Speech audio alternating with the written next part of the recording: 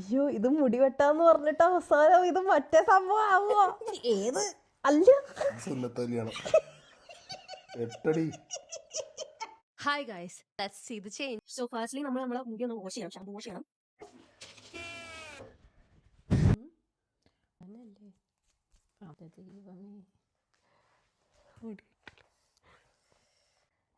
ഇനി വന്ന് പിടിച്ചു കൊടുക്കാം. എന്റെ പൊന്നു മോനെ, നീ പറഞ്ഞ വീട്ടിൽ നിന്ന് കത്രയും കൊണ്ട് വന്നെ. ഇപ്പൊ അരട്ട കത്രയൊക്കെ മൂർത്തിനുണ്ട്.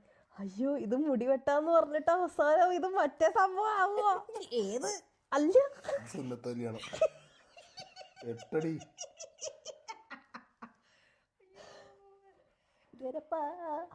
ആവണില്ലല്ലേ? ഒരു